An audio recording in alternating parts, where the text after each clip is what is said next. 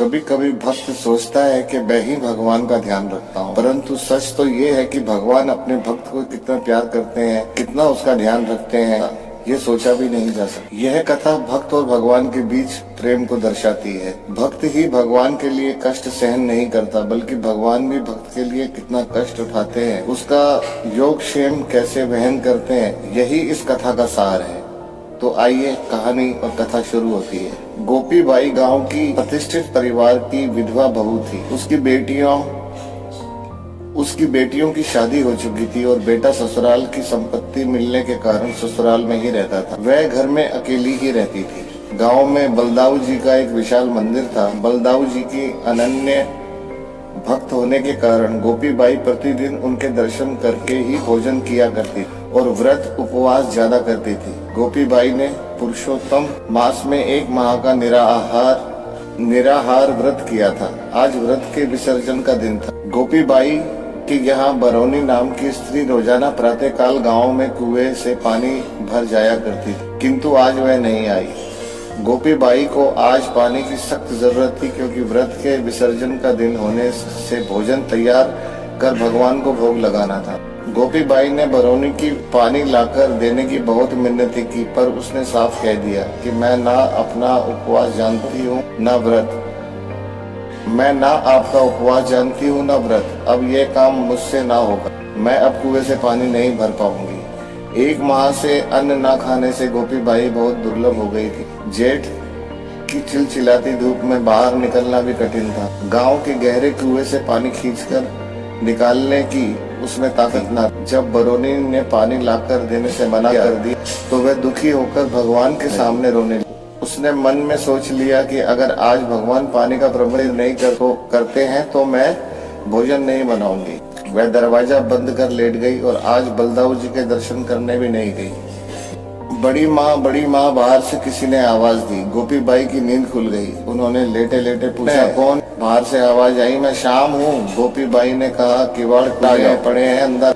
बलदाऊ जी के मंदिर के पुजारी का बेटा श्याम अंदर आ गया। आते ही उसने कहा, आपको भूख लग रही होगी, आप भोजन तैयार कीजिए, मैं पानी।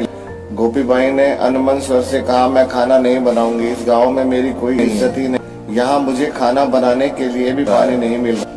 मैं तो यहाँ बलदाऊ जी के दर्शनों के लोभ से रह रही। कल ही अपने पुत्र के पास दूसरे गांव चली जाऊं। श्याम ने कहा, आज आप इस जल से भोजन तैयार कीजिए, कल सब प्रबंध हो जाए। गोपी बाई की दृष्टि श्याम के हाथ में पड़े पानी से भरे तांबे के लोटे पर गई। वह उस लोटे को बहुत अच्छी तरह पहचान, क्योंकि वह बलदाऊ जी के मंदिर के पूजन का लोटा था। श्याम ने कहा, पानी कहाँ? गोपी बाई ने अपने बर्तन की ओर इशारा कर दिया। श्याम ने बर्तन में पानी डालते हुए, तुम्हें मेरी सौगंध है बड़ी माँ, भोजन अवश्य बना लेना, अब मैं जा रहा हूँ। शाम के जाते ही गोपी बाई को लगा कि उससे कुछ भूल हो गई है। ब्राह्मण का बेटा दोपहर को प्रचंड गर्मी में पानी लेकर आया, मुझे भोजन बनाने की सौगंध दे गया, पर मैंने उसे कुछ भी नहीं दिया। गोपी बाई ने तुरंत भोजन बनाया, भगवान को भोग लगाया और आज 1 महीने बाद अन्न ग्रहण किया। शरीर की कमजोरी दूर हो गई। गोपी बाई मन ही मन कहने लगी, ब्राह्मण के बालक द्वारा लाया हुआ जल मैंने खर्च किया है, इसलिए मेरा ये कर्तव्य है कि मैं मंदिर जाकर शाम को कुछ पैसे दे। ऐसा सोचकर वह मंदिर चली गई। मंदिर में भगवान बलभद्र की प्रसन्न चित्त छवि को निहार कर गोपी बाई अपनी सुध बुध खो बैठी। उन्होंने पुजारी से शाम को बुला देने को कहा। पुजारी ने उत्सुकता से पूछा, शाम से क्या काम है? गोपी बाई ने पुजारी को दोपहर का सारा किस्सा सुना दिया और कहा, मैं ब्राह्मण के हाथ का पानी बिना कुछ दिए कैसे पी सकती हूँ, अतः आप ये पैसे शाम को दे देना। गोपी बाई की बात सुनकर पुजारी हक्का बक्का रह गया और बोला, शाम तो 1 महीने से अपने मामा के यहाँ गया हुआ है, आप ये क्या कह रही हैं?